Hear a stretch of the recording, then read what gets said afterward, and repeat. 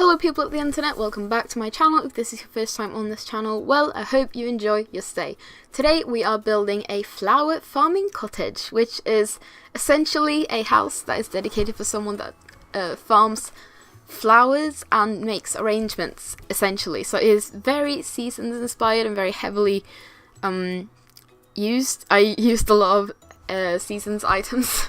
I don't know why that was so difficult for me to say, but yeah, seasons and cats and dogs, I believe, are the packs that I use the most on this house. So if you don't have those, then this is not going to be a house for you to download, I guess. Yeah, basically, that is what we are doing today.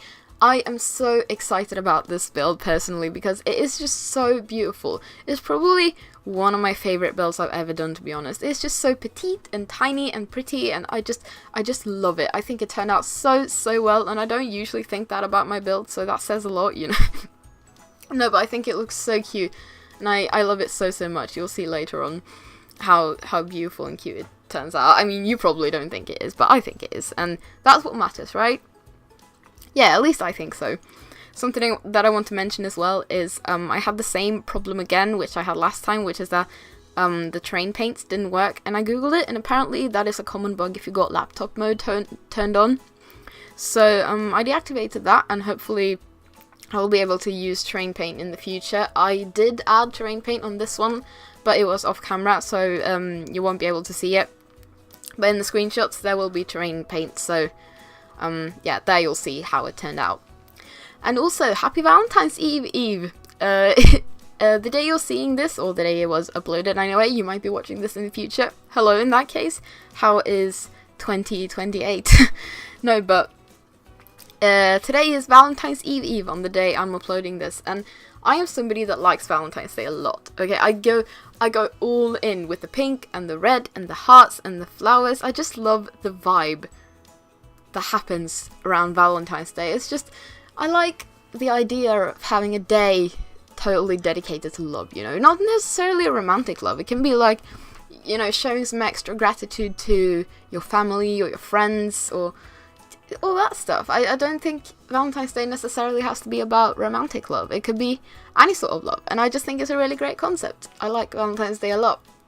So, I don't know if I talked about this before on my channel, but I have a bullet journal, which I use quite frequently. It is a very great tool. If you Google bullet journal, you'll find lots and lots of people with their bullet journals. It is a great tool if you need help with like organization and stuff. I love it a lot, but my whole bullet journal for this month has just been full of hearts and pink and red and just everything Valentine's Day related. I don't like to show my bullet journal to people because it's a very private thing, but especially now that like it is very pink and red, I'm kind of worried that people will be like, oh, he's so gay, he's so girly. I mean, I am pretty gay and I am pretty feminine in a lot of ways, but I just don't like hearing that, you know. It can be quite annoying because I've been having that problem lately. I've just wanted to be one of the cool kids, you know, and instead I'm one of the gay nerds. You know, you feel me? Maybe that's just me, but still. Something else that makes me really excited about Valentine's Day is that spring is almost coming up. I am really excited for spring this year. Usually spring is one of my least favorite seasons, to be honest. Like, I know lots of people like spring, but I don't dislike spring, but I like other seasons more, you know. But this year I'm actually super excited for spring. I've been just really looking forward to, you know, wearing thin jackets. Do you call that a thin jacket? Do you know those jackets that aren't essentially like winter jackets, but they're also, they're like jackets you wear in the spring. Do you know what I mean? I think those are really comfy and great, and I like them a lot. And I'm really excited for flowers, and I'm really excited for the sun to come out, because here in Sweden in the winter it is never sunny. Pro tip, if you don't want to experience a horrible winter with a boring weather, don't go to Sweden, maybe. I know people say like, oh, it's so snowy and the Nordic countries or whatever. It is not great. It is just boring. Literally, I do not recommend. But yeah, So I'm really excited for spring, and something else that I really, really like about spring is Eurovision. So if you're American, you probably don't watch Eurovision, but if you're European, you definitely do. But in case you didn't know, Eurovision is essentially a music contest for all of the countries in Europe, essentially, and I watch Eurovision like it's some sort of religious holiday. I am obsessed with Eurovision. And I don't know why. I think it's just the whole Europe aspect of it, because I think it's really fun to like discuss it with my European friends and all of that stuff. I think it's just a lot of fun, and it's just a gay old time, you know. Everybody's talking about it on the news, and there are rainbow flags everywhere. It's not necessarily a gay event. Like, it's not a pride parade, but essentially it is. Like, if you watch Eurovision, you're probably gay, and most of Europe watches it, so most of Europe's gay. You know? I guess it is sort of comparable to the Super Bowl, like in terms of how big it is.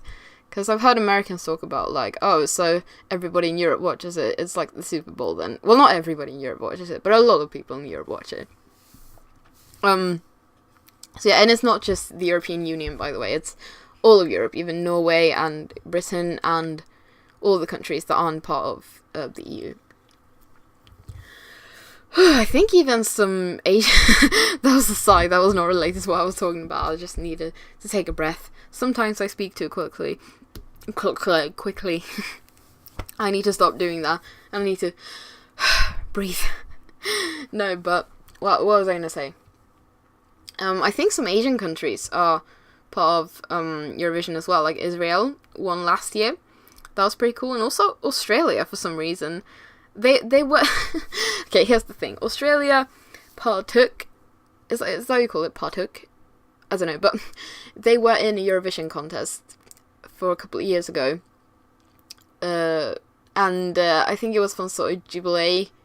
Is that how you call it? Jubilee? It was the 50th anniversary of Eurovision, anyway. And so they partook as sort of like a celebration of 50 years of Eurovision and all that. I think it was 50 years at least. It might have been 70 years. I'm not sure. Don't quote me on that. But any hoozle, they got to stay. And the whole Europe is pissed about it. Like, if you talk to people, not a single person is happy with Australia being there. Like, I love Australian people. I love Australia. I think it's a cool country. I love the people there. I love the accent. Everything about Australia is really great, except for the spiders. But everything else about Australia is really great. But you're not European. Leave us alone. You know? Like, that is our country. That is our... Well, not our country. I sound so anti-immigrant right now. I swear I am not.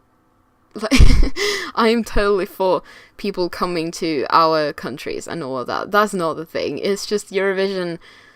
That's not about people. That's about nations. You know. I feel like I'm just tangling myself into a web here, but yeah. So Australia should not be in Eurovision, according to me and every single European. So yeah, that is the tea on Eurovision from me. And I wanted to ask you all something. This is on a totally different note, by the way. This is not related to Eurovision at all. But would you like me to play other games on this channel? Because I've only been playing The Sims 4 on this channel, and I love playing The Sims 4, don't get me wrong.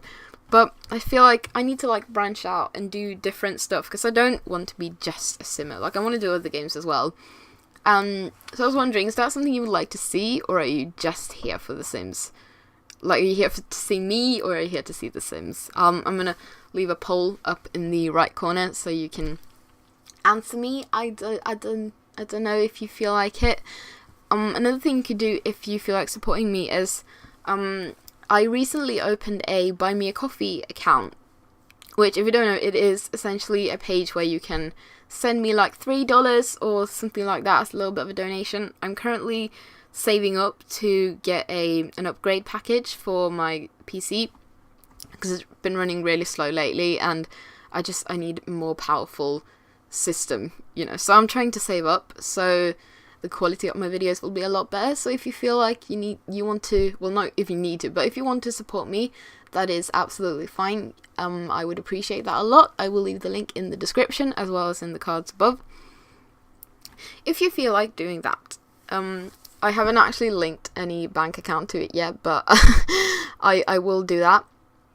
If people are interested in donating, I don't even know. I don't have a lot of subscribers, but maybe people will be interested. I don't know. I don't know why, because I'm not a great YouTuber. Well, would you call me a YouTuber? Just because I upload videos. I mean, I don't do it as a profession, so I don't know if you would call me a YouTuber, but yeah. I haven't actually talked a lot about the house. Let me just say, I don't like the interior that much. I know I just said that, like, this is one of my favourite builds of all time, but the interior is not that great. I love the exterior, but the interior is not that great. I'm not that good at, like, interior designing.